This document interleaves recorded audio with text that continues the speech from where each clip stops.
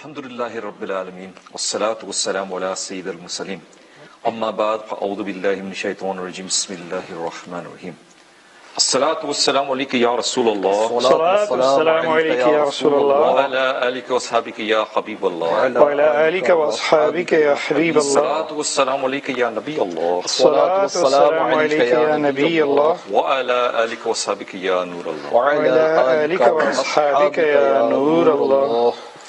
My dear Islam brothers and viewers of Madani channel, welcome to the Silsilay, the week ahead. And inshallah, Azza wa Jal, in this Silsilay, we'll learn something that inshallah can benefit us for the week ahead. This Silsilay is broken down into a few segments, inshallah, Azza wa Jal. Those of you that watch us every week will be aware of that. And the first segment we're going to discuss is a Madani Namat. But before we discuss the Madani Namat card, we're going to give you a blessing of reciting Durood Pak upon the Prophet of Allah, sallallahu alaihi wasallam. The Prophet of Allah, sallallahu alaihi wasallam, is reported to have said that if a person recites Durood Pak upon me just 3 times during the day and 3 times during the night, with love and devotion, it will become incumbent upon Allah Azza wa Jal to forgive all the sins that that person committed during the day and all the sins that that person committed during the night. My dear Islam brothers, please make a habit of reciting Durood Pak upon the Prophet of Allah, sallallahu alaihi wasallam. We've said it many times before and we'll continue to say it. In our lives, we have a lot of waiting time. We're waiting for things to happen. We're waiting in the traffic. We're waiting to see the doctor. We're waiting for a customer. We're waiting for something to come through the post. We're waiting. This waiting time should never be wasted time. If you cannot do anything with that time, then the best thing that you can do with that time is to use that time in reciting Durood Pak upon the Prophet of Allah, sallallahu alaihi wasallam. Who knows that one extra Durood Pak that you recite today might make all the difference on the Day of Judgment. But Islam brothers, the Madani Namat card that we discuss every week, inshallah. This is the Madani Namat card, 72 Madani Namat, and this is for brothers. For sisters, it is 63 Madani Namat, and for students of Jamias, 92 Madani Namat cards. Now, these Madani Namat consist of a series of questions that you ask yourself.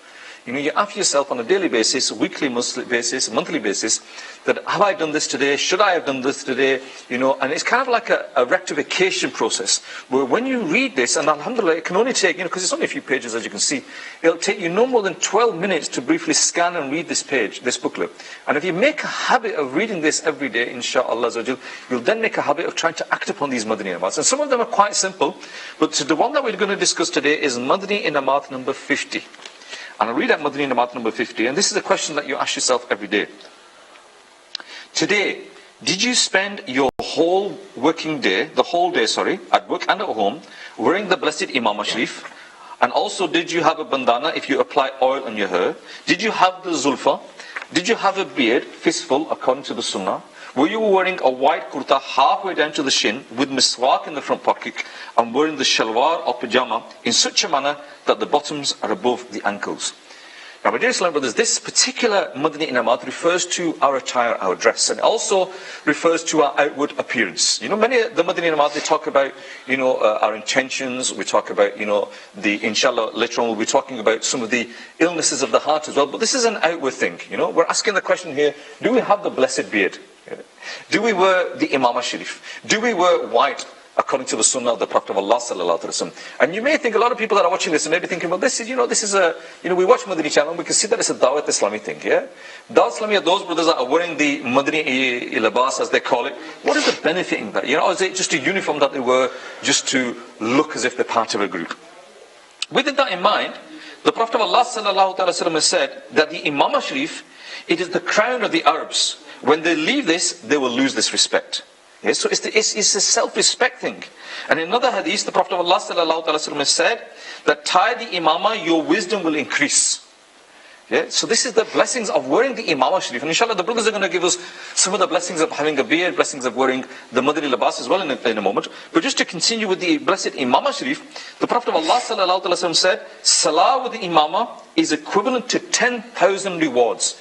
And my dear Islam brothers, as Muslims, we should, in this dunya, we're always trying to run after, wealth, and we'll look for opportunities to make a little bit more money. If we can buy something, if I can buy this pen for £10 here and I can sell it at £100 somewhere else, I'll buy it. And I'll look for opportunities to increase my wealth. But also the Muslims, what he should do is, he should look for opportunities to increase his blessings as well.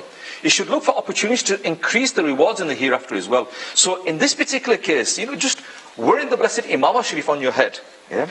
Wearing this and performing your salah, getting 10,000 rewards. You know, if I was to say to you, wear the Imam Sharif for every namaz that you read, send me the bill and I'll give you £10 for every namaz you read, everybody will wear the Imam Sharif. Yeah? But I'm asking you today, wear the Imam of the Prophet of, I'm not asking you, the Prophet of Allah sallallahu alaihi wasallam is telling you, wear the Imam Sharif. By wearing the Imam Sharif, it will increase your reward by 10,000 rewards. This is the, you know, this is the blessings of wearing the Imam Sharif. The blessings of wearing, you know, having the beard. Yeah, this blessings of having the beard. Again, you know, Amir al-Sunnat has continuously said to us that we should have a fistful length of beard. Yeah, this is the beard that we should have, and we should measure it from the bottom of the chin there, and you can see it's just coming out, alhamdulillah. You know, and just one of the, I can give you a personal, beautiful blessing. I feel it's a beautiful blessing of having the blessed beard on your face. You know, in this country, we're in the West here, and those youngsters that are watching me now that are in the colleges and the universities, or even if you're in the workplace, whatever your environment is, you know, when you have a beard, nobody invites you to a nightclub. Nobody invites you to any place of ill repute. Nobody invites you to any parties where there's going to be alcohol served. Yeah? This on your face is a weapon against shaitan. It protects you. And the brothers will vouch for this, that when you have this blessed beard on your face, what do people invite you to? They don't invite you to the pub or the club. They invite you to the Mahfil Milads. They invite you to the masjid. They invite you to the Yarwis, to the Barwis. They invite you to the Ijtimaz and the gathering. This is a weapon against shaitan. And every day, not only that, by having this blessed beard on your face, when you wake up in the morning, you look at yourself in the mirror, you think to yourself, look, you know what? I've got this on my face. Yeah? You know, iska to qadar karna chahiye. You know, I should respect this. I should respect this. You know, I'm not a good person. Yeah? I commit so many sins, but you know, for the sake of the sunnah of the Prophet of Allah sallallahu alaihi wasallam that I've grown on my face, I need to respect this. Yeah? And I need to keep this on my face. Shaitan will try everything. You know, the people out there that are thinking, Shaitan will try everything. Those, I know people that have grown the beard and they said to me that, look, Shaitan's on my case to shave the beard. Shaitan will try. Shaitan will try his utmost best for you to shave that beard. Because, you know, he will say to you, oh look, you're not pious enough. You're not pious enough to have a beard. You know, aap itne neek to nahi hai. Aapne dari kyun rakhi hai? ठीक है आप तहज्जुद थोड़ी पढ़ते हैं you don't get up for tahajjud you don't deserve to have a beard yeah you don't read your namaz 5 times with jamaat you don't do this you don't do this you don't go to the ijtima every week you don't travel in the Madani Qafla every month shaitan will say you know you're not pious enough yeah? Do not give in to the whispers of shaitan. Do not give in to the whispers of shaitan and keep this beautiful sunnah on your face. You know, we are told that on the day of judgment we'll be raised amongst those people that we, you know, that we follow, that we try and be like. Yeah. And if we have hairstyles that are like certain individuals, if we have the lines on our face that are like certain individuals, if we labas or chains or the earrings or whatever like certain individuals, then on the day of judgment ask yourself, do you want to be raised with them individuals? Or do you want to be raised with those individuals who follow the sunnah of the Prophet of Allah sallallahu alaihi wasallam? Do you want to be raised with those pious people who followed the Prophet of Allah sallallahu alaihi wasallam? The brothers are looking at me, maybe I'm talking too much, I'm not giving the brothers an opportunity to speak. I'm now handing over to the brothers, they're looking at me and saying, Hello bhai, you know, you're not letting us talk. Ji Sain bhai. I would like to say, you know, the beard itself, this is a sunnah of every Prophet. Subhanallah. And Sayyidi Allah Hazrat, he mentions as well, that the beard is a sign of a Muslim. It's from the shi'ar of a Muslim. It's a sign. And this is what differentiates a Muslim and a non-Muslim, the beard itself. Alhamdulillah. So, the hukum of beard is wajib. Keeping a beard is wajib up till the full fist. And everyone should try their very best to act upon this. Inshallah. Subhanallah. I think the reason I was kind of looking at you, Khalid Bey, was that, mashallah, you mentioned so many Madani pearls that every time you mentioned one, I thought, that's a good one, that's a good one. And eventually, there were so many, I was trying to remember them all, mashallah. But no. Well, I hope that the viewers at least take away, you know, some of the Madani pearls. And with reference to what we said so far, if you just take away this from today, we talk about the week ahead, if you just take away this from today, that to worthy Imam Masjid gives you 10,000 blessings. I'm just going to go through that, Khalid, because Alhamdulillah Rabbil Alameen, this particular Madani Inam, Amir al-Sunnah Barakatuh has very carefully crafted and drafted this one, because if you look at it, it is all about your outward appearance. And like you said, a lot of brothers today, they say, well, why do we have to wear this uniform? Now, first of all, when we start copying the fashions of the world, we don't ask, well, why am I copying this fashion that's of the time? We just adopt it. Now, the first thing about this Madani Inam is this, that it is, as it says part way through, in accordance with the Sunnah of Rasulullah sallallahu alaihi wasallam. So that's the proper concept that we have to grasp, that we will live our lives by some sort of fashion, whether it's dictated by the culture we've come from, the society we live in, or our friends' circle, whatever they were. Now here, what Amir al-Sunnah is teaching us is this, that don't let your environment dictate what you wear, let the Sunnah of Rasulullah sallallahu alaihi wasallam dictate that. That's the first concept. Then, alhamdulillah, this Madani Inam, as you mentioned, it deals with the Imam Sharif. Now, Imam Sharif, when you wear it, it is the Taj, it is the crown of the angels. Subhanallah. All the Anbiya Ikram wore the Imam Sharif. Now, Imam ke saath do rakte, bagair Imam ke 70 raktu ke barabar hai. Essentially, 2 rakats with an Imam Sharif on is equivalent to 70 rakats without. Subhanallah. So, the thing is, Khalid, what we have to remember is this. Whenever we worship Allah Azza wa Jal, we worship it to please Allah Azza wa Jal, to gain reward, and gain the pleasure in Allah's beloved Habib sallallahu alaihi wasallam. Now, if you're going to pray, alhamdulillah, we pray 5 times a day. Now, if somebody says, and the example you gave, in monetary terms, which is a good example, because unfortunately today that seems to be what makes us click. And in monetary terms, if somebody said to you, you work 2 hours, I will pay you for 70 hours, Allahu Akbar.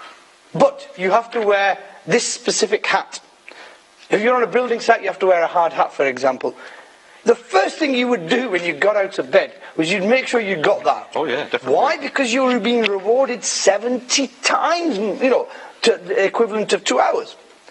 So the first thing you've got to remember is, namaz to humne padhni hai, we're going to read namaz. So if we're going to read it, then what if both of us, me and Simon Bhai, for example, we stand up. We both pray 2 rakats, but he prays with an imam and I can't be bothered. He's going to walk away with 70 times more reward, and I'm going to walk away with something, but on the day of judgment, when I look back at the same namaz, Khalid Bhai, I'm going to be upset, aren't I? I'm going to say, look at that. On that same namaz, Allah has rewarded him so much, and gosh, if I'd warned the imam, I would have had that benefit as well. And it's not a huge task, is it? It's not as if we were saying that, you've got to build a wall before you can get this reward. It's as simple as, grabbing hold of an imam and putting it on your head. And yeah, at the beginning, when you were in Imam Sharif, some people find it difficult at the beginning. Yes, they'll put it on and it'll go all over the place, it'll go here, it'll go there. You're not there to beautify yourself in that sense, yeah? The intention should be the reward that you can achieve by that. And even if you're in an environment, like Harun Bhai, you work in offices as well, and alhamdulillah, I work in offices, and maybe you're in an office where you can't wear the Imam Sharif all the time, but at least wear it during the namaz. Yeah? Wear it that time, where like you said, 70 times more, yeah? Look at it this way. On the day of judgment, Khalid Bhai, ek neki, for one good deed, we will be begging people. We will be begging our own parents and everybody else. Now listen to this hadith of Barakah. If you read namaz with an Imam Sharif, you get the equivalent of 10,000 good deeds. Allahu Akbar. Imam ke saath namaz 10,000 nekiyon ke barabar hai. Subhanallah. 10,000. At the day of judgment, you will be begging for one good deed. And I think the rawayat say, and the narrations say, from your own parents as well. And nobody will be willing to give you one good deed. And yet, that namaz, you read with an imamah, 10,000 good deeds. But like you mentioned before about the 70 times more reward of 2 nafal. Yeah? Allah. Think about it, 2 rakats. If after this gathering, after this silsila tonight, that we decided that we'll do, a little bit of ibadat before we go home. And I'll do 2 rakat, with my Imam Sharif and leave. And you say, no, I'll do it without my Imam Sharif. Yeah? You've got to do 140 rakats. Allah. Yeah? How long would that take you? Not how long would you be able to take it? How many of us would actually even do it? Right? And so, it's a no-brainer, as they say. Yeah? That for the sake of a little bit of effort, that we say so many times that a little bit of effort, so much reward, yeah? If you make the right intention, you make the right action, thodi si himmat karke, a little bit of effort, inshallah, so much reward as well. In that particular Madani Namat, we also talk about quite a few other things that Amir Sunnat is instructed to. And one of them is wearing the white clothing.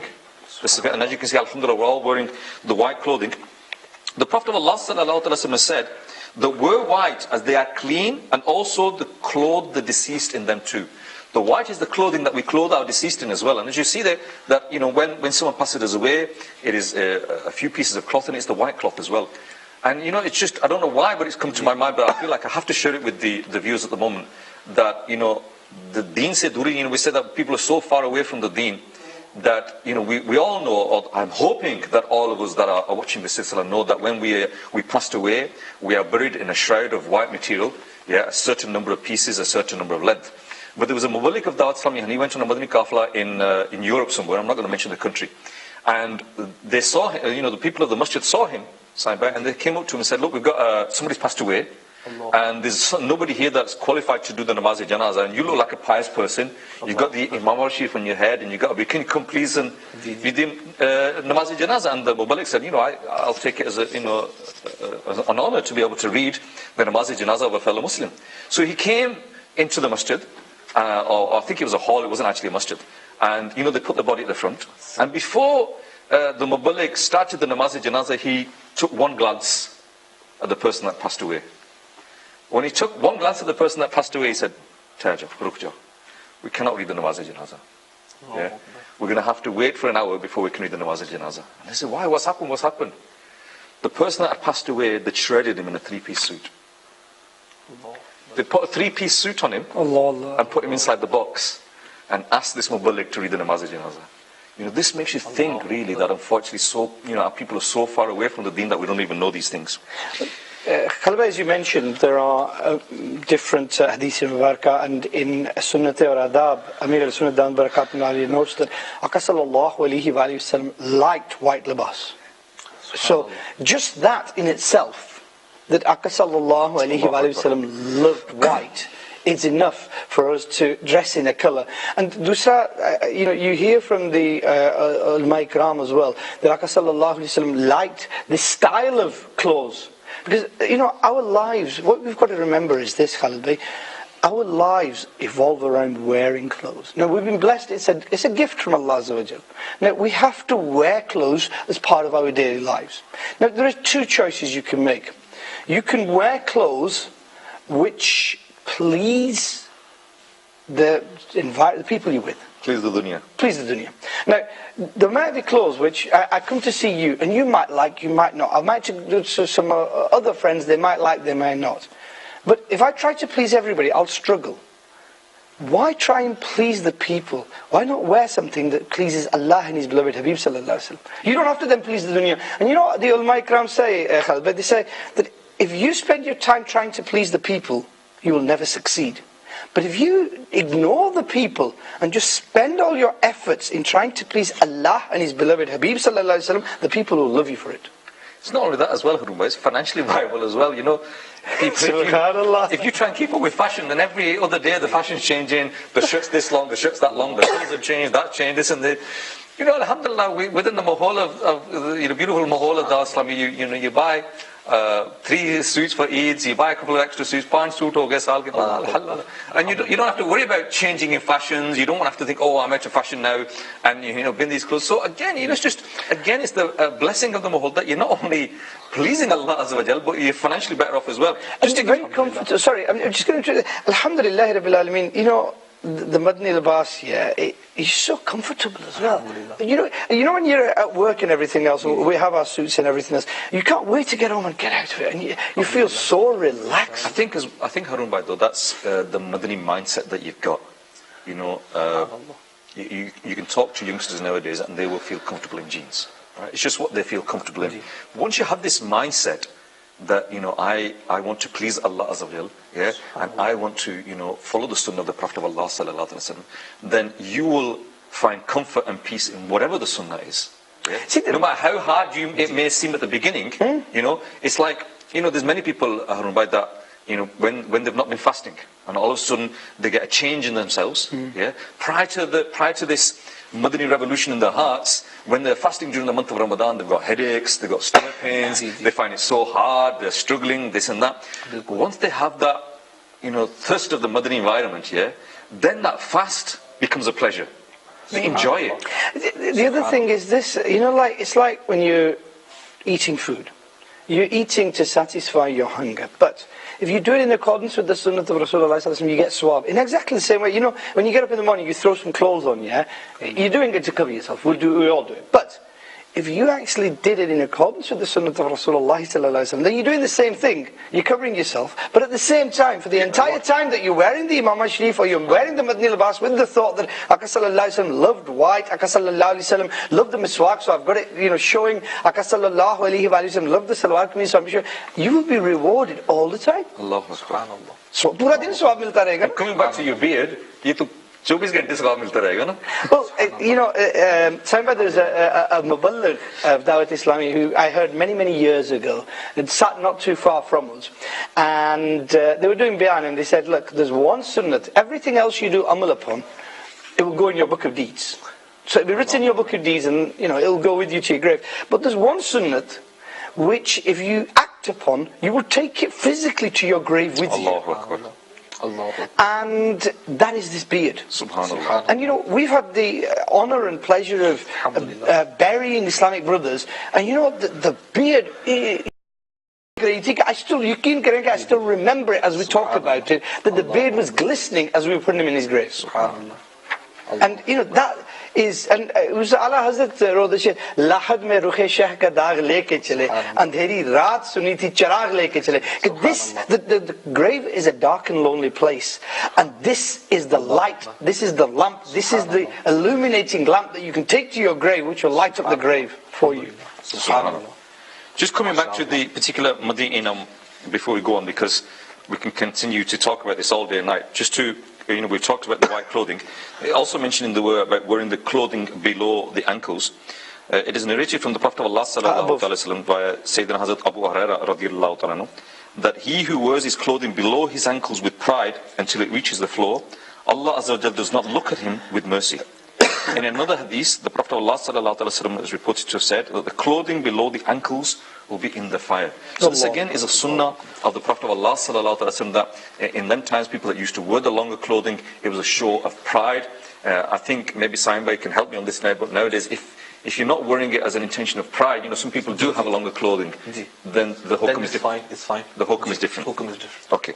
With regards to the other thing that's mentioned in that Madani Namam is the Miswak Sharif, and is narrated here that Sayyidina Hazrat Aisha radiyallahu ta'ala has reported to have said that the prayer before which the Miswak is used is 70 times more excellent than that before it is not used.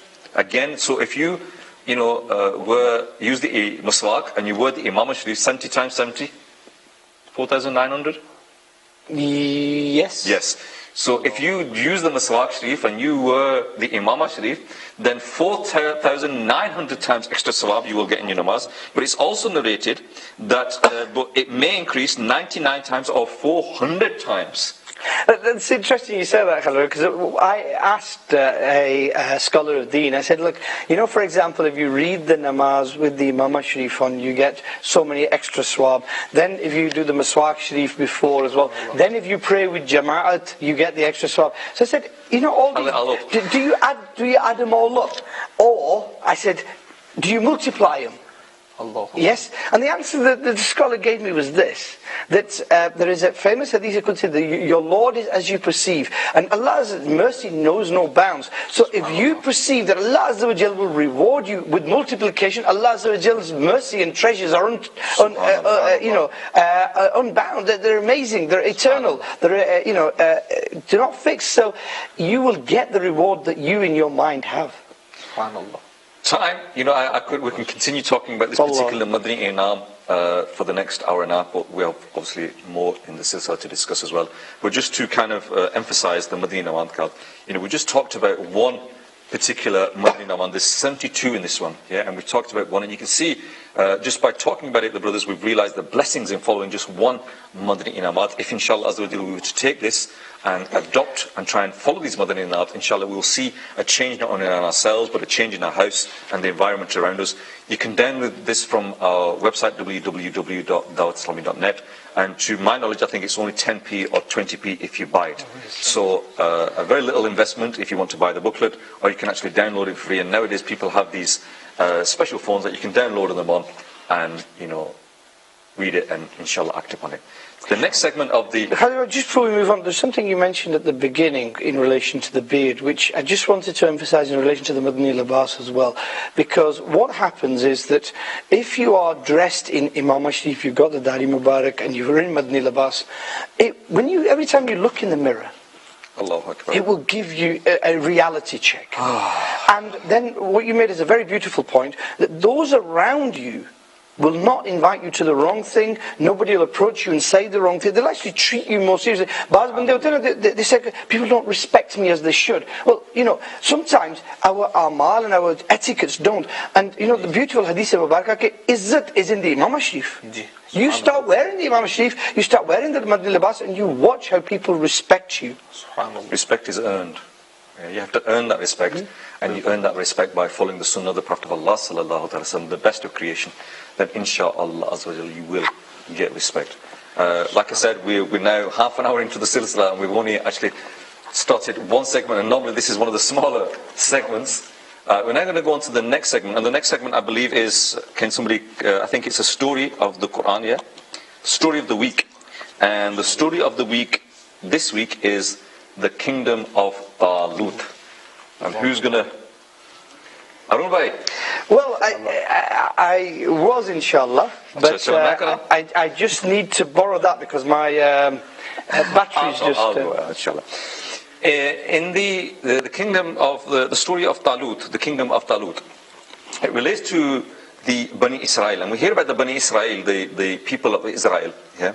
And they used to have a system.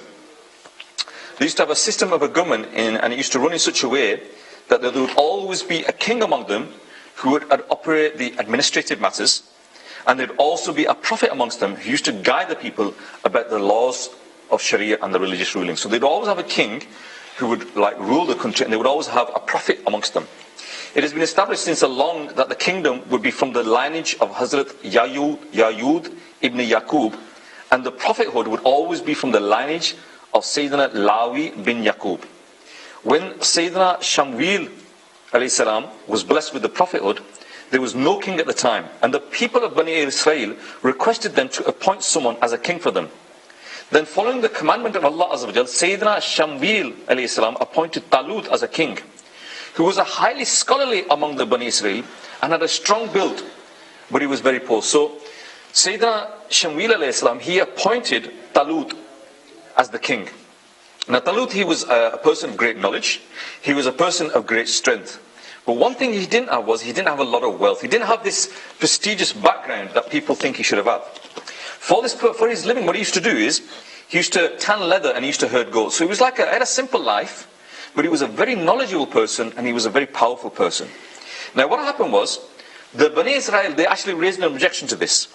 That this person, this Talut, he's not from a royal kingship, he's not from a royal family, so how can he possibly be the king? They themselves are, we're more deserving as kingship, as we belong to a royal family, a royal tribe. And since Talut did not possess any wealth, so how is it that a poor person can actually be our king? Khalid, at that point there was the ayat of the Quran Pak as well, the translation which we got from Kanzul Iman, with your permission. I was just going to come to that. Carry on. Sayyidina Shamwil al-Islam, he then delivered the Quranic sermon. He said, that Allah said, Allah has chosen him among you. Allah has chosen him above you, and He has bestowed him with vast knowledge and physique. And Allah must bestow His kingdom on whoever He wills. And Allah is most capable, all-knowing. And the Prophet said to them, the sign of His kingdom will be the coming of a wooden box to you, in which from your Lord is the contentment of the hearts. This is translation from Kanzul Iman, Surah Baqarah, verse 247 and 248. Once he recited this verse in front of the people, thereafter a short while, 4 angels came with the box and placed it near Sayyidina Shamwil al-Islam. Seeing this, the Bani Israel accepted the kingship of Talut, and he became the king. Talut did not take control of the government system of the country, but also recruited new military personnel and went for the holy wars against the pagans of the Amliki tribe. And Allah Azza wa Jalla has described this event in the Holy Quran as such. And I give you the translation from Kanzul Iman, Surah Al-Baqarah, verse 247-248. And the Prophet said to them, indeed, Allah has sent Talut, Saul, as your king. They said, we should have why should he have kingship over us, whereas we deserve the kingship more than he, and nor has he been given enough wealth. He said, Allah Azza wa Jal has chosen him above you, and he has bestowed him with his vast knowledge and physique. And Allah may bestow his kingdom on whoever he wills, and Allah is most capable, all-knowing.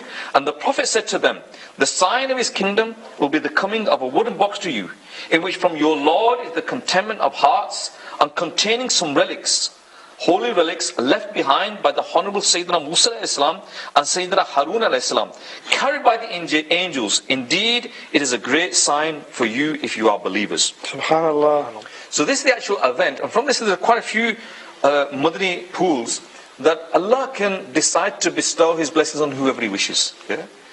If Allah decides to bestow his blessings on whoever he wishes, and so anybody can be raised to disgraced as well. Another Madani pool that you get from this particular one is that, we always think that certain individuals should be given status because of their wealth, where instead they should be given status because of their knowledge. Knowledge is more important than wealth. Knowledge is more importance than your family background and who you are. It's a very interesting point you make, because this is a disease which is prevalent in society today. Do you know, a rich person, when you sat in a gathering, a rich person, he may be a bay namazi, he may not have a clue about how to do wuzu or ghusl. He comes in, everybody will stand up and meet him. And your local imam comes in, and nobody flinches an eyelid. Yeah. And it's a shame. Why? Because we regard basically what the ayat of the Quran is telling us not to do. The Bani Israel were saying, well, he's not wealthy. He's a poor person. But Allah was saying, yes, but he has this great knowledge. And they didn't challenge his knowledge. They just said he didn't have the wealth. And the Quran teaches us that wealth doesn't mean anything. It's the knowledge. And we should respect people, because, and unfortunately today, what we do is our whole mindset evolves around, and our respect for somebody evolves around how much money they've got, how many properties they've got. And if we feel that this person is very wealthy and well connected and he may benefit me in the future, give him all the respect. And even if he's a learned scholar, he's a mufti of Islam, but I think he can't help me personally, he's not going to give me, and we won't. And that is where our basic barakati and problem just to put a practical example, there was a brother, he told me, he used to work at one of these stores that sell electrical goods. And so the uniform was that he had to wear a shirt and trousers and a tie, yeah? And for the Jummah, he came and read the Jummah, and he obviously had the shirt, the tie and the trousers on. So he came in and sat in the masjid, and it was a new masjid because he'd just got this new job there. And when they passed the chadar around, he went for his wallet and he pulled it out, and he thought, I'll pull out £5. Chalo, for barakat, I'll give £5 today, yeah? Which unfortunately very few people even given this much. So he pulled out his wallet, and the smallest note was a £20 note. So he thought to himself, you know what? I've made an intention. I made a niyat to kiya na. Yeah? I shouldn't put this £20 back in my pocket. I should give it. Koi baat nahi. Allah ki raah mein de dete hain, theek hai? So when the child is coming around, he put £20 in it. So he forgot about it. Next week he went to the masjid, and when he walked through, oh, Dr. Sahab, aap kaise hain? Dr. Sahab, Dr. Sahab. He thought, what am I? I'm not a doctor.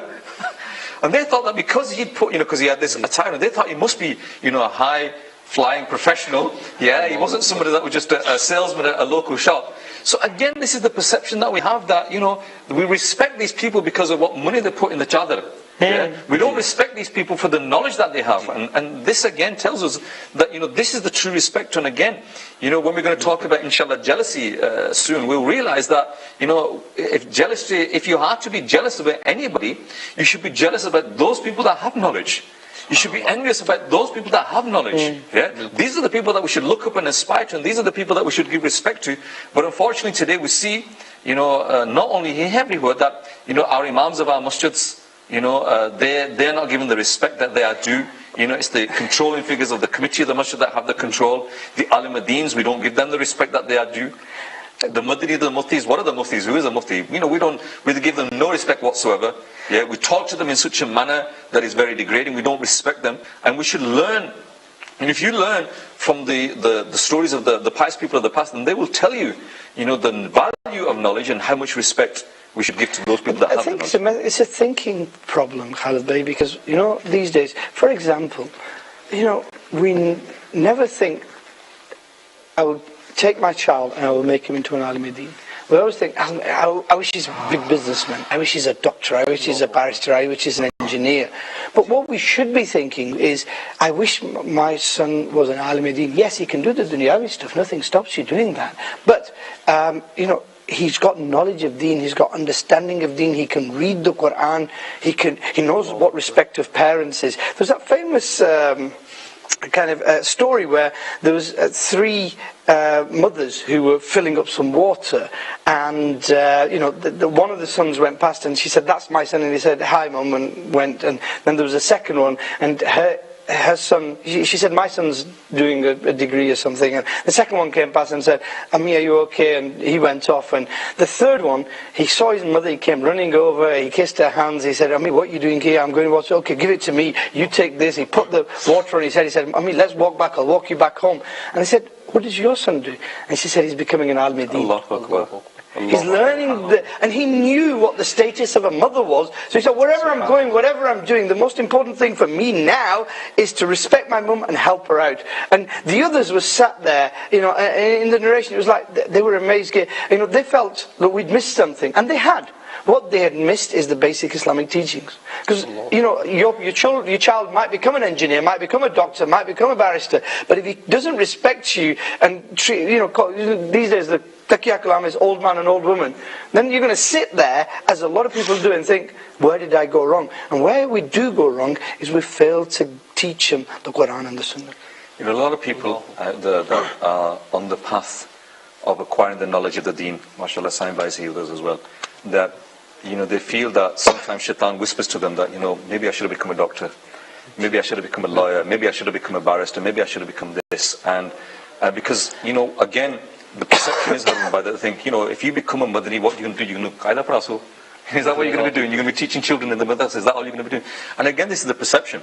And I remember there was a student that was quite upset that people had said to them that, why aren't you doing a degree? Why aren't you becoming a doctor? Why aren't you coming this? Why are you going on this path? And that particular student was quite upset. And it was a coincidence that day I found a waqia, and I sent it to the student. And the waqia was the Buzurg. And this pious person, he sent his son in the path of knowledge.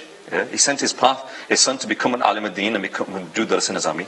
And when he was sat amongst his friends, saying, well, how do you do? And he said, well, I'm on my final year of my accountancy course, and I'm about to become a doctor, and he sat there thinking, I'm only becoming an alim ad-din.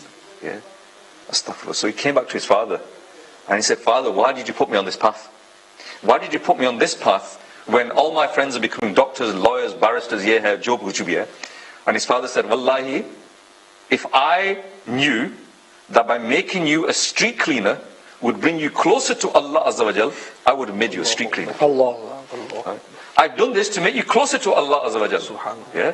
And this is what we really need to realize, that these people that are sacrificing, alhamdulillah, in the UK, khushkabri for, mashallah, the people that are watching here. In the UK we have Jamiatul Madina. We have Jamiatul Madina in Bradford, where we are today. We have Jamiatul Madina in Birmingham. We have Jamiatul Madina in Salaams as well. And I think they can still get admittance even now. 6 years, Madina?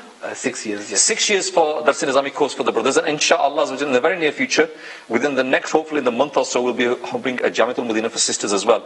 And alhamdulillah, this year, the first batch of students are graduating. It's a dream for us in the UK to have our English-speaking alims. Alhamdulillah, this year they are graduating from our Jamiatul Madina. So these flowers, these Madani flowers that have been created by the environment of Dawat Islami, that our imams, our alim ad-dins that have got the knowledge of the deen, that are going to inshallah help the youth or the future of the deen in this country, are now graduating from our jamias, and inshallah Azza wa Jal, we will see a change. It's quite good that I remember I went to the Jamia one day and sat with the students, and I said to them, where are you from? Where are you from? And they all told me, I'm from Huddersfield, I'm from Halifax, I'm from Birmingham, I'm from London. And I'm thinking, inshallah, in 5 years' time, these students, they'll be beautiful trees in their own time.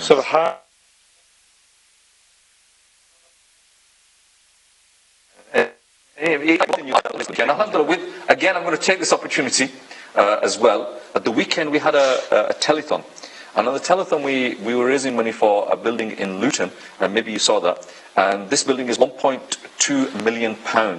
And as you can appreciate, there's a lot of money. And inshallah, in that particular building, there's going to be a Madrasat al-Madina, and there will be a Dar al-Madina as well. And Madrasat al-Madina, as you know, is the madrasa where we teach children after school, the normal school environment, where after the school time in the evening between 5 and 8, we have a madrasa, and the teacher taught the Quran with the correct tajweed, and they're also taught to namaz and fasting and all these basic rules of Islam. But also, we're opening Dar al-Madina there, inshaAllah. Dar al-Madina is the Islamic schooling system of Dawat Islami.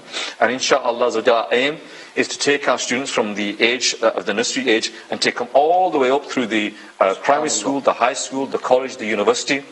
So our aim, our dream, inshaAllah, is that when our children leave us, they either leave us as a alim-ad-din, or they leave us as a graduate from our universities, inshaAllah. So this is the dream, be part of the dream and get I'm going to go a step further, because a lot of the times we encourage and we say to the parents, at least Koshish karenge you make one of your children an alim-ad-din, so that the deen of Rasulullah sallallahu alaihi wasallam can benefit as well.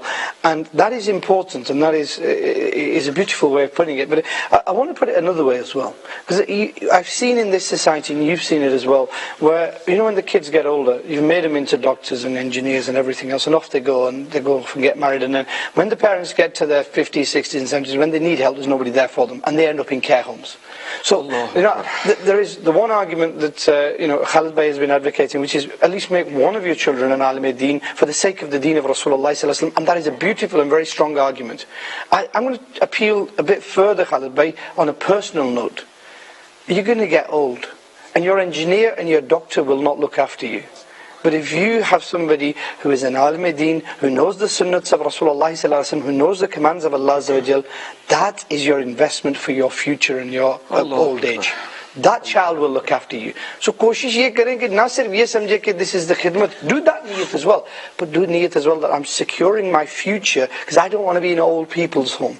I want my child to look after me. This child I'm investing in, not only for this world, not only for my grave, because he'll come to my grave and he'll read, and that is the time where I'll need him, but on the day of judgment as well. If my son is a hafiz al-Quran, if my daughter is an alima, on the day of judgment they will help me as well. Do it for yourself. Be selfish, but do it for yourself. Someone beautifully said that, if you give your child £1 million, when people, we work hard and we build up our houses, and we want to build a koti back home, and you ask people to san koti kyun bana lage ho, for my children, so I'm doing all this hard work for my children. When you pass away, someone beautifully said, if you leave £1 million for your child, within a short period of time that £1 million will disappear. But if you put the love of the Prophet ﷺ in the heart of that child, if you put the love of Allah azza wa jal, the fear of Allah azza wa jal in the heart of that child, then you will benefit from it. You will not benefit from giving that child £1 million, but you will benefit by putting the love of the Prophet Allah sallallahu alaihi wasallam in the heart of the child. Khalid, there's a friend of mine, and I always kind of like to mention him, because his mother passed away a good few years ago, and they brought him up in an Islamic environment, alhamdulillah, and they buried in not far from here. And whenever he goes to work in the morning, he stops by and does dua. On the way back from work, he stops by and does dua. Most days, that is his routine. Right? Now, in the one in the grave is more thirsty for Isal Swab than somebody who, the riwayat say, is in a desert lost for 3 days. Now, can you imagine the happiness of the parents in the grave if their son, Subah Sham, is coming to their qabr and is reading Surah Yasin Sharif, making dua for him, and then starting his day? Subhanallah. So this is the important thing. Help the deen of Rasulullah sallallahu alaihi wasallam, but invest in your future as well. SubhanAllah. My dear Islam brothers and viewers of Madani channel, you're watching the Silsilay the week ahead, and so far we've had 2 segments. One segment was the Madani Namat, number 50, and the second segment was the Kingdom of Talut, which brought us on to the importance of knowledge. We're now going to go on to our next segment, which is the actual topic of the week. And the topic of the week that we're going to discuss today is jealousy. Jealousy and envy. Now, jealousy or envy, is called hasad. Yeah? And hasad is a severe disease of the heart. And some scholars have said that this disease of hasad, this disease of jealousy, of envy, is the root of all of the diseases of the heart. Yeah? and the severity of it is so great. But, people might disagree on how severe it is, but what they all agree, what all the scholars agree on, is that it was one of the first manifestations of wrongdoings and the first cause of disobedience of Allah Azza wa Jal. When Allah Azza wa Jal told Iblis that he bowed down to Adam alayhi salam, and he, out of jealousy, out of envy, out of anger, out of pride, that he was better than them, and he didn't want Hazrat Adam alayhi salam to have this status. He didn't want Hazrat Adam alayhi salam to have this position in the court of Allah Azza wa Jal, where Allah Azza wa Jal made him the Khalifa of the earth. Allah Azza wa Jal, Shaitan didn't want this. Because of this envy, because of the jealousy, because of this pride, this became the destruction of Shaitan. So it's one of the gravest sins that we can have, and it can manifest itself in many, many different ways. It can affect us in so many different ways as well. We are told in the Quran, by the Prophet of Allah sallallahu alaihi wasallam, that envy, this jealousy, were basically to explain what envy and jealousy is you see something with somebody. Somebody's got something, and you want that. You don't just want it that, okay, he's got a degree, I want a degree. No, you want it in such a way that take it away from him and give it to me. He's got a nice car, take it away from him, give it to me. He's got a nice house, take that house away from him, give it to me. Khalid, in the beautiful booklet that Amir al-Sunnah a book actually I should say, Batni Bimariyu Ki Malamat, and it's an amazing book. It really is. Because what you've got to remember is, Saimbai, these topics and this knowledge is actually farzalun. You have to learn this knowledge as part of your being, and it is important. It's no good. It's not going to be a defense to say, well, I didn't know not how jealousy worked, and I didn't know what jealousy was, or I didn't know what ghibat was, so that's why I did it. It's not good enough. Even in any courts in the country, you can't turn up and say, I didn't know that was I broke the law, but I didn't know that was the law, so please let me off. You won't go. You get sentenced in exactly the same way.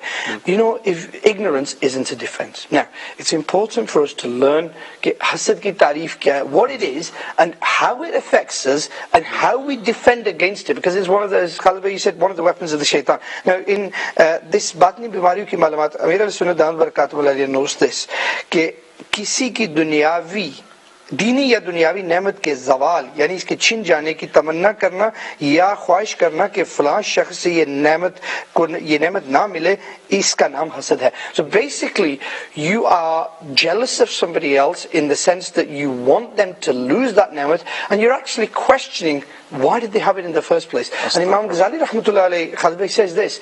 He says, actually, what you haven't done is thought this through properly. Why? You are jealous of a nemat of Allah Azza wa Jal to somebody else. Say, for example, Allah Azza wa Jal has gifted you something special, a big house, for example, and I am jealous of that, and I'm saying, why?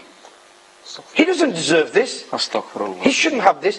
Imam Ghazali rahmatullah alayhi, very beautifully, and the books of Imam Ghazali rahmatullah alayhi are amazing, because he can analyze the mind and the thought processes so beautifully, and then encapsulate them in his works that you can understand. And what he says is this. He says, you're actually challenging the taqseem, the distribution of Allah Azza wa Jal. Because what you're saying is, by being jealous of somebody, you're actually saying, Ya Allah, you have been unfair. He didn't deserve this nemat. You have given it to him, therefore you should take it away from him. And that is a sorry state of being, because what you're doing is you're challenging the Creator. And this is where it's very important. Now, the other thing that the Ulama Ikram writes, and there's a beautiful section in Batni Bimariyu Ki Malamat that Amir al-Sunnah has written, and what they say is this: a lot of things that the Ulama writes is this, that a lot of this is sometimes subconscious, because the shaitan works in very deceptive ways. So what will happen is, for example, the example I gave of the house, I might be jealous of you because of your house, but now subconsciously the shaitan has instilled that into me. So everything you do now, I think that's wrong. You could be reading namaz and I'll be thinking, oh, riyakari kar raha hai. He's just reading to show. And basically the shaitan takes you from a state of jealousy, and then he destroys you. And the last thing I'd say before I come back, we've done bayans on this, so we can carry on. But the thing that the ulama ikram write about jealousy is this. whatever you say about the disease, this is, I'll be very careful with my words, yeah, but what they said, whatever you say about the disease of jealousy, one has to admit it's a fair one. Why? Because before it destroys anybody else, it will destroy you, the person who's jealous. आपका सुकून वो बर्बाद कर देगी. It will ruin your mindset, it will ruin your heart, it will ruin your temperament, it will ruin your character, it will ruin your life, and before your jealousy affects other people, your life is in tatters. So you've got to protect yourself from this disease, and the only way we can protect ourselves is by learning this. And a lot of people think, well, I can't go to university or to Jamias to do the Al-Madin course. You don't have to. Apart from Saim Bhai, Khalid Bhai and I, alhamdulillah, we've picked these things up in the beautiful environment of Dawat Islami. When you come to the third day Ijtimas, the regular bayans are on these different topics. When you go attend the Madani Kaflas of Dawat Islami, we're taught this. That we've got to avoid this. When you attend the Dars after Asr, you get these topics come up time and time again. And alhamdulillah, Rabbil Alameen, over time, you start to develop a mindset where you recognize these illnesses. Even if you look at the first murder, that was due to hasad as well. Allah. Jealousy. Jealousy, yes. When Qabil murdered Habil, alayhi salam. This was due to jealousy as well. The first murder. Allah. The Prophet of Allah sallallahu alaihi wasallam has said that envy, this jealousy, it consumes good deeds the way fire devours dry wood. Allah. So when you are, you may have just come back from Hajj, you may have, alhamdulillah, built up a great bank balance of good deeds. But if you've come back now from Hajj and you are jealous of somebody, Allah forbid that jealousy results in all of them, that hard work, all of that ibadat that you did, all of that work that you did by going on the Hajj and and because of that jealousy, Allah na kare, I pray to Allah that this doesn't happen, Allah forbid, that because of our jealousy, because of our state of mind, then all of them good deeds are devoured. And so we need to be very, very careful how we think. And like Harun Bhai said and Saim Bhai said, that we need to have this mindset where we are not only gathering deeds, but we need to protect them deeds as well. So earlier when we were talking about the Madani Namat, we were saying, you can get 70,000 blessings because of this, you can get 70 times more reward for this and 70,000. But it's also, protecting them good deeds as well. Because, when you have wealth, nobody walks down the street with a handful of £20 notes. He closes his hand.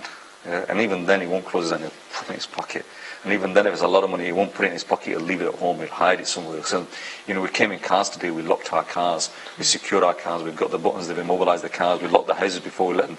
You're doing all these things to lock those things that can be stolen by man. But you're not doing anything to lock those things that can be stolen by shaitan. That's beautiful. Nigran Shura Azim Attari says that, Neki kar bhi li na, once you've done the good deed, shaitan thinks, well, okay, he's managed to do it, but now I've got to make him waste it. And that's what you're saying, you've got to protect it. Now, I'm going to leave, I don't know how long we've got on this topic, but I'm going to say this. This amazing book that Amir al-Sunnah Aliyah has written in Manqabats al-Medina, published as well, Batni Bimariyon Ki Malumat, has a very, very good section on hasad, on jealousy. It's page 43, and then there is a beautiful hikayat. Now, it's a very, very good story about a king who had somebody came to the court and said something, and somebody became jealous of him, and then there is it's about a page and a half long, but it's a beautiful, beautiful story, and it's one that you will remember for all your life. But I'm not going to tell you it. Why? Because go to dawatislami.net/books, type in Batni Bimariyon Ki Malumat, find the book, download it, go to page 43 and read it for yourself. Saim Bhai, mashallah, you got a lot of notes. Me and Harun Bhai do a lot of talking about the mutual opportunity. But the Prophet ﷺ mentioned the beautiful hadith in which Rasulullah ﷺ said, وَلَا تَحَاسَدُوا, which means do not be jealous amongst yourselves. وَلَا تَبَاغَدُوا وَلَا تَدَابَرُوا, and do not keep hatred and enmity amongst yourselves. وَكُونُوا عِبَادُ اللَّهِ إِخْوَانًا, and become brothers. Allah. Stay as brothers. Allah. Now, there's a very important point here. That is every type of hasad evil? Is every type of hasad bad, jealousy? There are 4 types of hasad.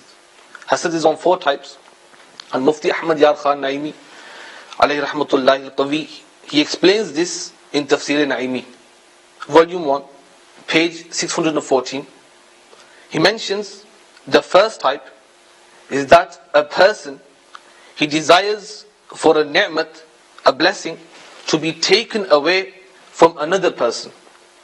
And he doesn't want that ni'mat for himself either. Okay? Holding this type of jealousy against a Muslim is gunahi kabira, is a major sin. And to hold this against a fasik, a transgressor, is jaiz. For example, a person uses his wealth in kufr or oppression. In this case, it is jaiz, it is permissible to desire destruction of that wealth. Okay? The second type, which Mufti Ahmad Yar Khan Naimi mentions, the second type is that the hasid, the jealous person, he wants the ni'mat to be taken away from someone else and wants it to become his as well. This is also haram to do against Muslim. To have this type of jealousy against a Muslim is haram as well. The third type is that the hasid, the jealous person, he doesn't have the ability to acquire such ni'mat, so he desires the same for someone else. In other words, in easier words, he doesn't want to attain a ni'mat because he is unable to attain it himself. Okay? This type is mana, is prohibited. And the fourth type is that he desires the ni'mat for himself and he desires it for another person as well.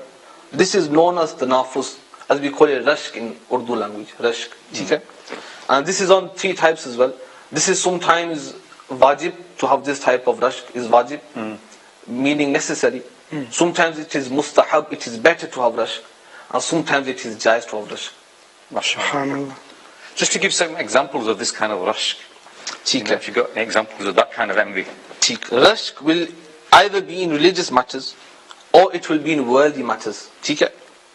If it is in a religious matter and attaining that ni'mat is wajib, then rashk for that ni'mat is wajib as well. For example, if someone reads namaz with jamaat, now this is wajib. To read namaz with jamaat is wajib.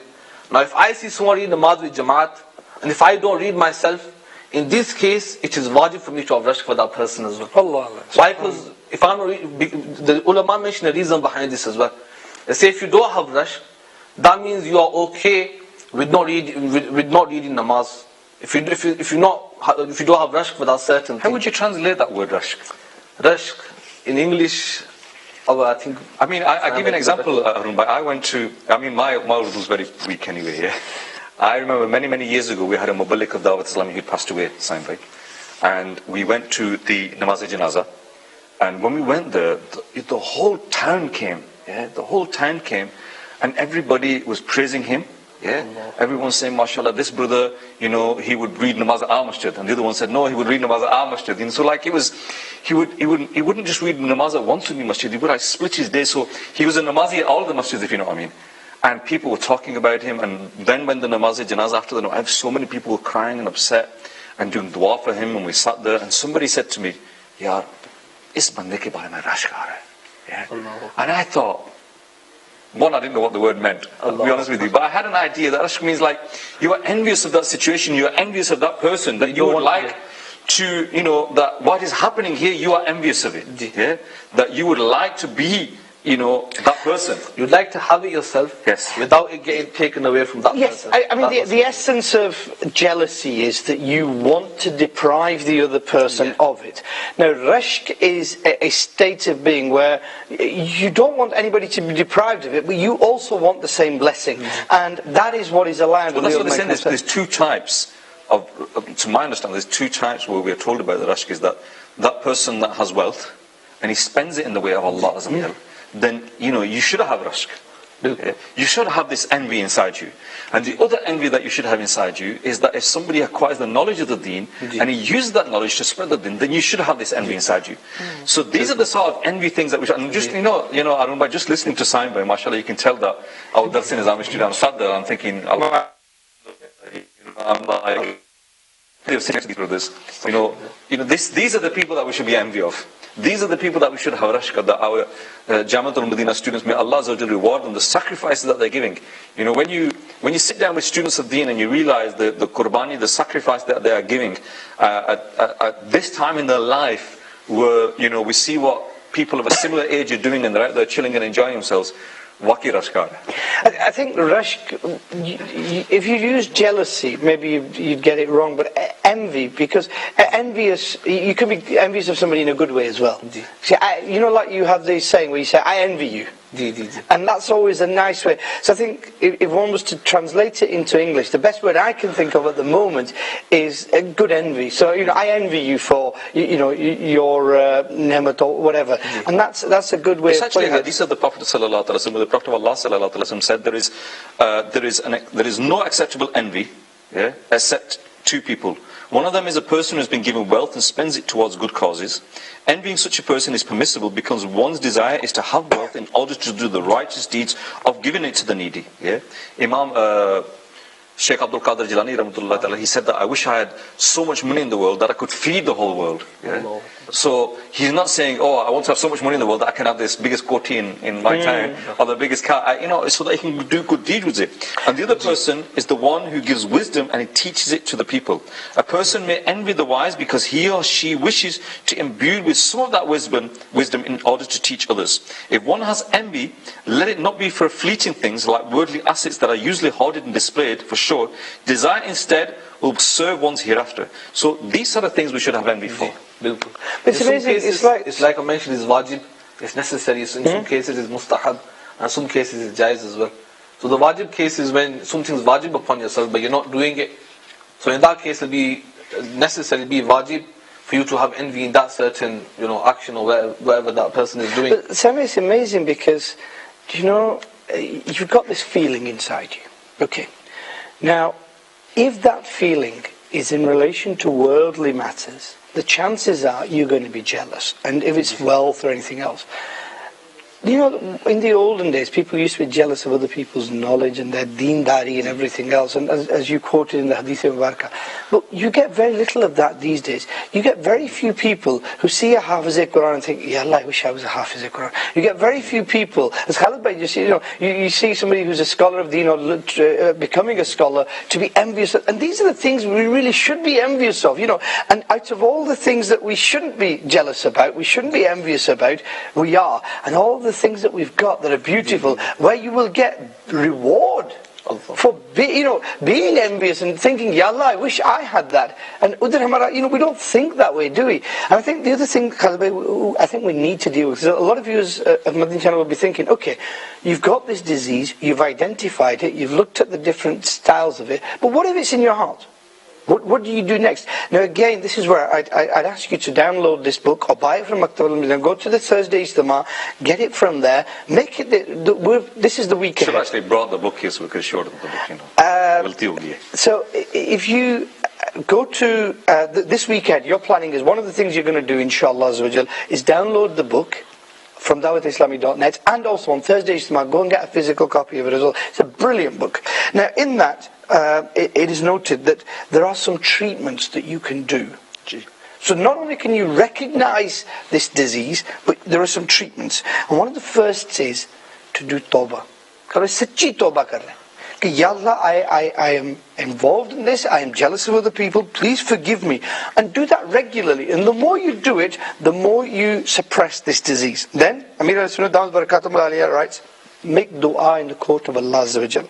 To keep, because it's a disease of the heart. It's almost a cancer. Now, if you were suffering from cancer, you would spend your days and nights praying in the court of Allah Azza wa Jal. So in exactly the same way, treat it as if you are in a serious illness. Ask Allah Azza wa Jal for forgiveness. Then, try and be happy with what Allah Azza wa Jal has given you. A lot of the problems we have is this. We're not content. You know, Khalid somebody said, who's the richest man in the world? And people started quoting names. And you know, the wise person said, he said, no, the richest person in the world is the one who's content with what Allah has given him. That's the richest person in the world. So be happy with yourself, with your looks, with your family, with your children, with your house. Be happy and thank Allah for that. This is the difficulty. When we're not happy and we don't appreciate the ni'mats of Allah, that's when we go towards this disease of jealousy. And this is what Amir al-Sunnah writes. And they go on to say, the other thing is this. Why are we scared of cancer? Because we know the destruction it can cause. Now, until you don't realize the destruction that jealousy can cause, you will not want to stay away from it. So, read up about the tabakariyan, the destructions of jealousy. And it can destroy households, it can destroy relationships, it can destroy the basic fabric of society. Amir al-Sunnah says, one other way of getting rid of jealousy from the heart is a reality check. Maut ko yaad kare. You know,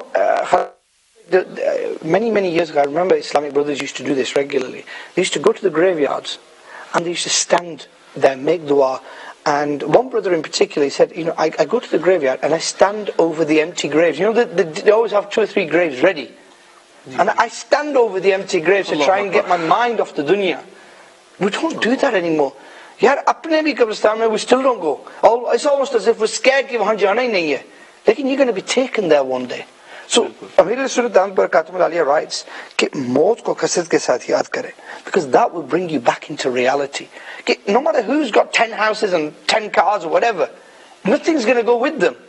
And that's the reality of it. Hasad ke sabab ne'matun par gaur kare. You know this thing that I'm being jealous about, Saim bhai? What is it? What am I being envious about? Why am I backbiting my brother? Why am I being nasty to him? Just because he's been gifted with a ni'mat. And there are many others. I'm not going to go through all of them because I want people to read this. It's an amazing book. I mean, I assume it must be part of your course. It's just an amazing book which identifies the diseases of the heart. And sometimes you sit there, Khalid, and you think, you know, this is basic knowledge. And now that I think about it, it was obvious. But all the time, I thought these were my thought processes. I didn't know that the shaitan was giving me all these waswases. There's actually a whole book on hasad as well. And it's named hasad as well. The book's named hasad.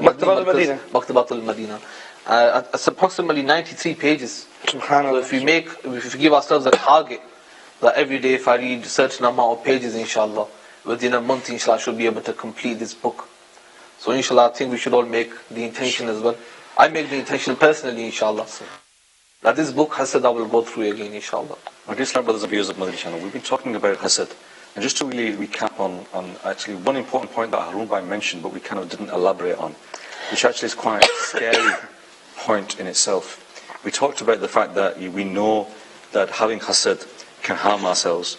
We talked about the fact that, you know, having Hasad can, you know, and the cures of some of the hasad. And one of the cures that we failed to mention, but it's in the booklet as well, is having this taqwa, the fear of Allah Azza wa Jal. But one thing that he mentioned that I wanted to touch on, but he kind of like the flow into where I just listened, was the fact that, you know, by us having hasad, we are actually questioning, na'udhu billah, we're questioning the distribution of mercies of Allah Azza wa Jal. Allah. Yeah? And just ponder and think to yourself that, you know, who am I to question the actions of Allah Azza wa Jal? And what is the punishment? What could happen to a person who questions, who says, na'udhu billah, that Allah, because effectively if you're saying that, why did you give it to him and not to me? Who are you saying it to? Yeah? Who are you saying it to? You're effectively saying, na'udhu billah, may Allah Azza wa Jal forgive me for even saying this. Allah, why did you give it to him? Why did you not give it to me? Yeah, you're questioning Allah Azza wa Jal. And just think about that. So, if we take nothing away from this, then we need to sit down and just ponder to yourself and say to yourself, you know, because these things do happen. We do have, you know, it's normal to have, you know, when you see something nice, you do want it. Yeah? You like, everybody likes to have a nice house, a nice car, a nice thing. So there's nothing wrong in having this want inside you. You know, I'd like to have a nice house one day. I'd like to have a nice car one day. But what is wrong is saying that, why has he got it? Why has he got a nice car? You know, something should happen to. And now we also see people that have a business here, and it happens that when people's businesses are blooming, we say, you know, why is his business is going good? Yeah? And we don't admit it, but inside ourselves we have this thing that we want his business to fail so that I can succeed in my business. And again, this is a destructive form of hasad, that you're actually doing a dua for your fellow Muslim brother. You're doing a dua for him that I want him to fail, yeah, because when he fails, I'll succeed. Yeah, I want him to fail because he shouldn't have had it, I should have had it. So you've done a dua for your brother. You've questioned the mercy, the distribution of mercies by Allah Azza wa Jal. So on a very, very serious note, we need to sit down and, ponder over this, because the more you think about it, the more it scares you, Harun bhai.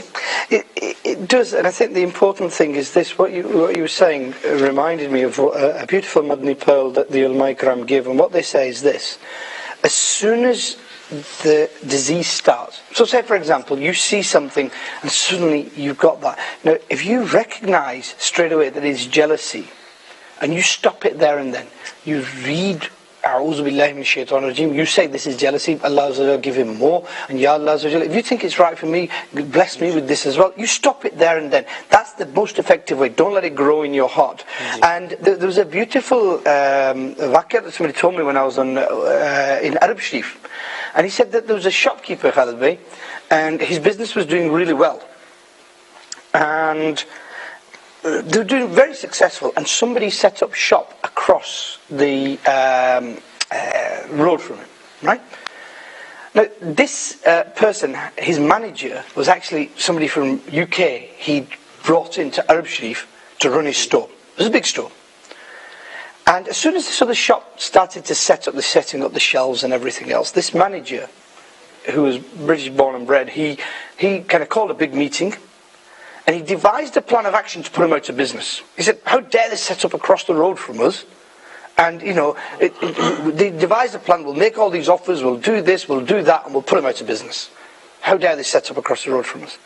And the owner of the store came in, and they sat him down, at the meeting, and they said, look, this is what we've planned, because he's setting up across the road. He said, why? He said, whatever Allah Azza wa Jal has written for me, he can't have a penny of it. Allah. And whatever he's going to get, I can't have a penny of it.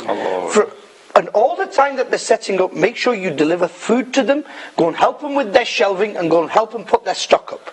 Because I believe that every penny that Allah Azza wa Jal has written for me will come to me, and I'm not jealous of anybody. Look at the mindset. Amazing.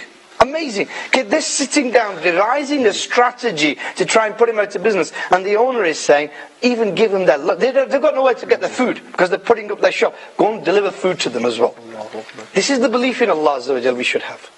Allah. This is something similar to what Amir Sunnat's Shaykh as well, Hazrat Ziauddin Madani, said about the people of Medina at that time. Because they used to live in Medina Sharif. And they said that the people of Medina were such that if one day they made enough money, and a customer would come to their shop, they would advise the customer to go to the next door shop. Why? Because I've made enough money today.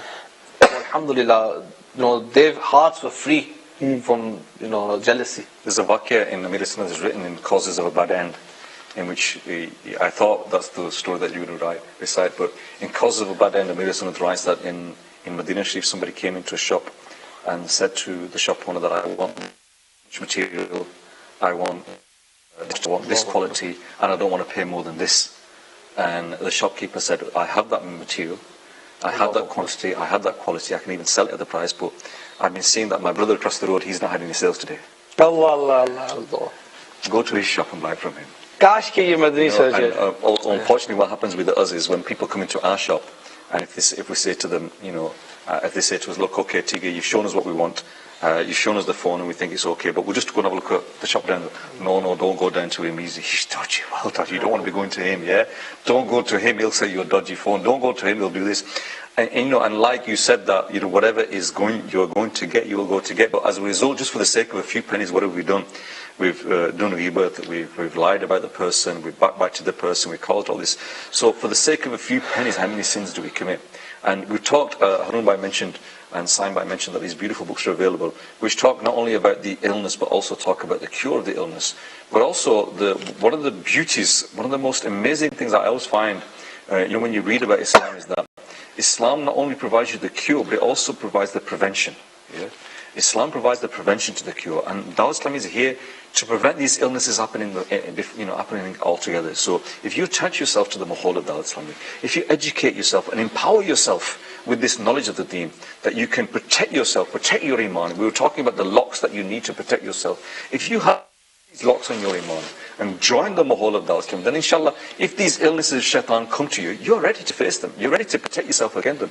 But unfortunately what happens is, we've not empowered ourselves with knowledge. And when shaitan comes and whispers us with this disease or with this disease or with this disease, we have no clue how to fight these whispers of shaitan. We've not got the knowledge there to enable us to fight the whispers of shaitan.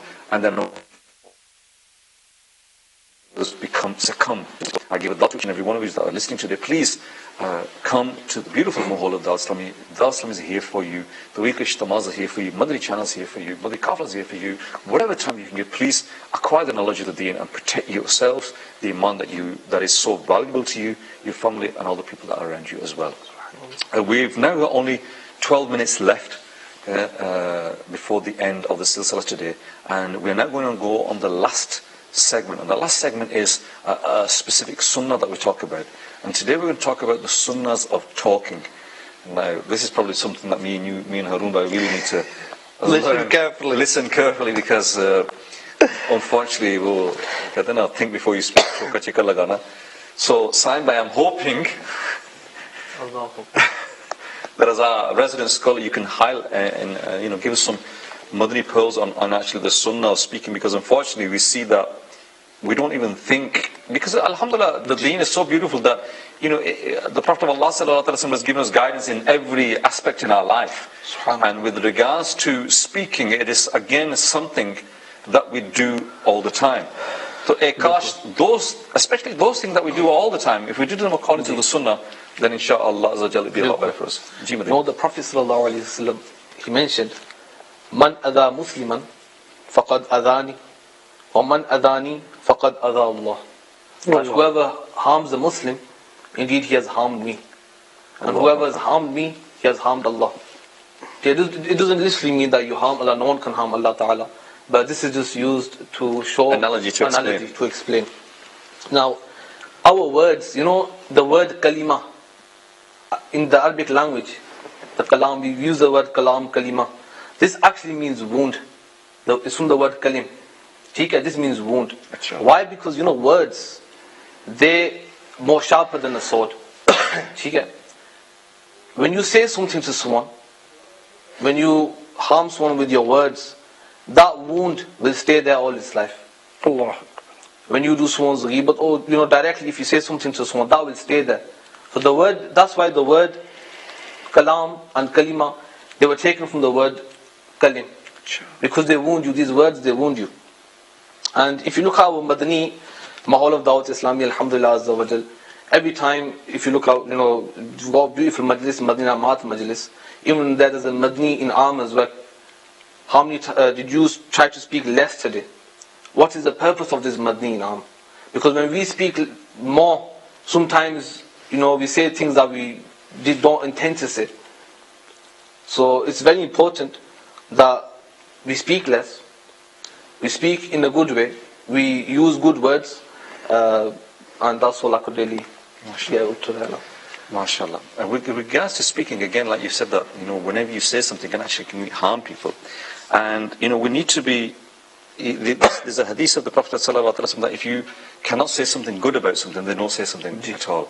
And there was an incident where he was a homeopathic doctor. A homeopathic doctor, he said to me once that he went to a hospital to visit a friend, and it was a male ward, and in this ward they were all there because of some sort of stomach illnesses. And when he went into the ward, he went and visited the person that was ill. And when he came out to the ward, he went to see the doctor, and he said to the doctor that, look, I'm not a doctor like you, but I'm a homeopathic doctor. And this ward is for people that have got stomach illnesses, but there's a person in the bed next to my friend. He's got an illness I've never seen. And so the doctor said to him, what illness what are you talking about? He said, that person in the bed next to my friend, he speaks like this. One word at a time. And so the homeopathic doctor said, look, I know mental illnesses as well. I've studied mental illnesses. I'm not aware of an illness that could cause you to speak one word, pause, speak one word, pause, speak one. So what is this illness? It's something new for me. And the doctor said to him, you know, he's in here because of a stomach ulcer. Right? He's not in here because of any mental situation. That situation that you are talking about is because this person is aware that on the day of judgment he will be accountable for every single word that he speaks. So before he speaks a word, he pauses, speaks a word, pauses, speaks a word and pauses. And you know, if you think about that, you know, if we were to have, you know, people have these tasbihs, yeah, where they count up how many times they do zikr of Allah all day, how many durood they part for it. If that was, you know, the tasbih won't be fast enough to count up how many words we speak in a day.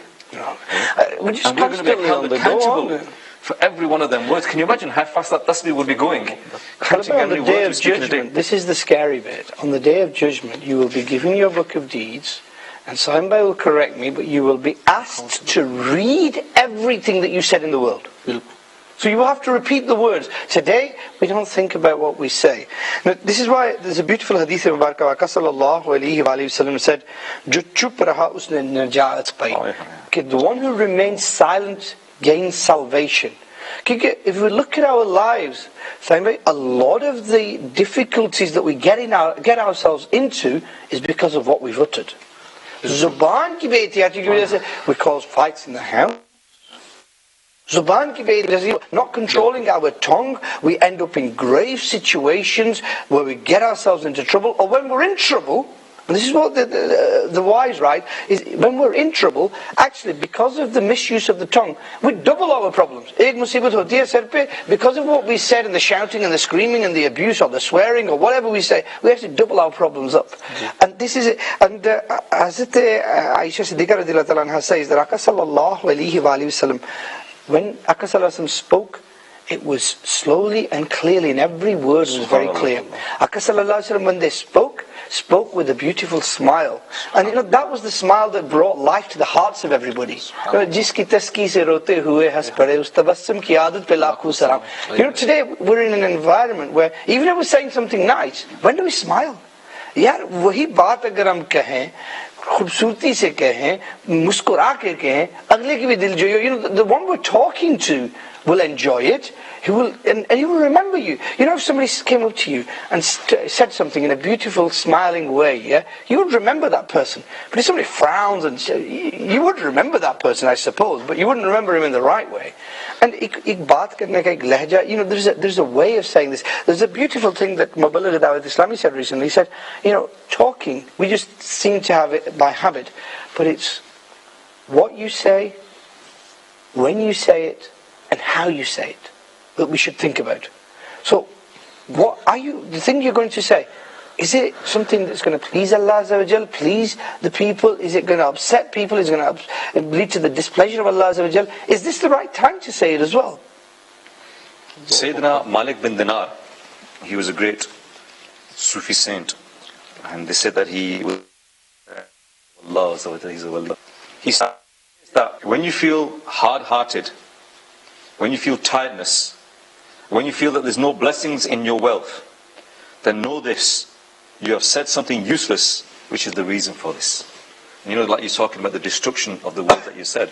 This great Sufi saint, he said that if you realize that something's going wrong in your life, that you feel tiredness, you feel hard-hearted, you feel that there's no blessings in your life, no blessings in your wealth, know this, that you've used useless talk, and you've said something that's taken the barakat away. Allah. So it's not just a fact of an immediate effect, that if I say something to Sainbai and I hurt him, yeah, I say something to Sainbai that will wound him for the rest of his life, as you mentioned, but also the fact that, you know, the personal loss that I have. Because a lot of people think, well, you know, alright, I said something to Sainbai, I'm alright. Yeah? I'm alright, you know, it's not bothered me.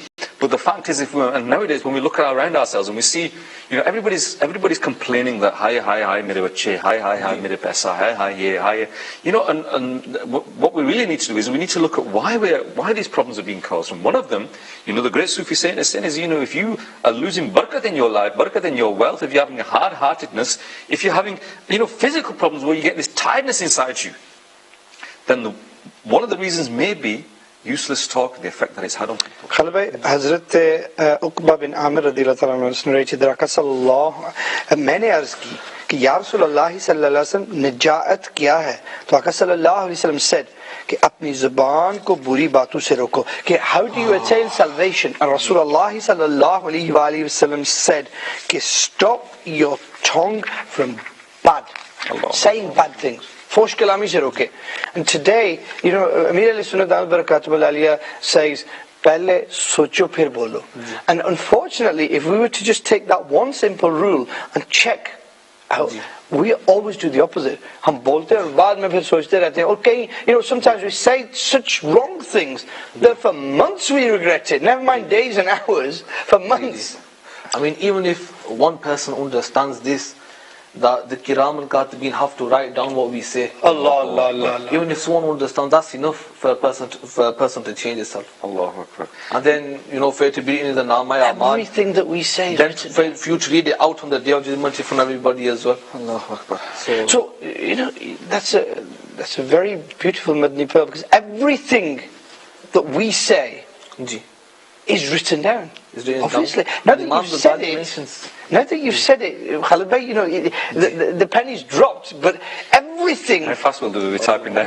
Everything that we will utter in our lives, the two angels will write every single word down.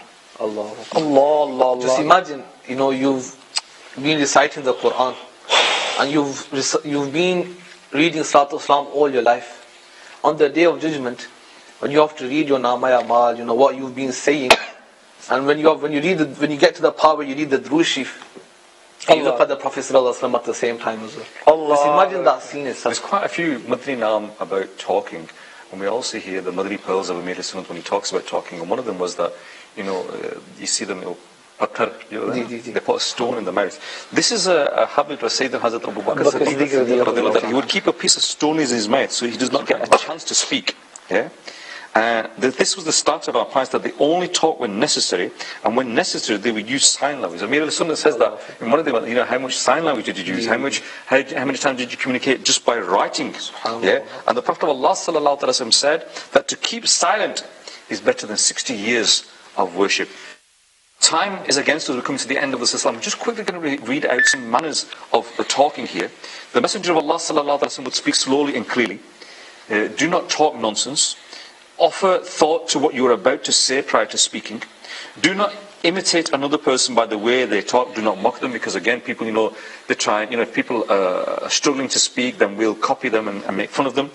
Look at the person that you're talking to and make constant eye contact. Do not interrupt when someone is talking. This is very disrespectful and neglected too. Do not shout when talking, as people do today. It is against the sunnah. Smile facing the person while talking. Do not lie to anyone. Do not swear or use abusive language while talking. Do not put your fingers in your ears or nose or spit. These are bad habits, especially whilst talking to someone. Refrain from the evils of slander and backbiting. Now we could go on, but time does not allow us. But if you want to learn the sunnahs of how to speak, if you want to learn the sunnahs of how we should live our life, basically, the best example of all time is the Prophet of Allah sallallahu alaihi wasallam. Come to the whole of Dawat Islami. You know, I hope and I pray to Allah that in this 1.5 hour silsila you have learned something. But if in this 1.5 hour you feel that you have learned something, just think to yourself, what would you have learned if you spent 3 days in the way of Allah? If you travel in a Madani Qafla, so I give an open invitation to each and every one of you here, please travel in the way of Allah. Make an intention to travel in the Madani Qafla for at least 3 days in the month. Khalid, I'm just going to, on that topic that we were just finishing, Amir al-Sunnah Dawud Barakatuh Aliyah gives us a beautiful Madani pearl. And I wanted to finish with that, because one moment of silence will bring you, in the muhawara, in the phrase, 100 happinesses, essentially. And that is so true. You know, Amir al-Sunnah Dawud Barakatuh says, you will often have regretted after speaking. Have you ever regretted it when you've remained silent? No, you don't. So that's the best remedy. And it's the week ahead, like you said, Khalid Bhai. Now, in the first section, we learnt the beautiful barakats of wearing an Imam Sharif. For those brothers who are watching, I would say make the intention, this week we're going to wear an Imam Sharif. Especially, there's a special hadith of Mubarakah about the barakats of somebody who wears an Imam Sharif on the day of Jummah. Niyat kar le, I'll try and wear it for every namaz, if not at least for Jummah.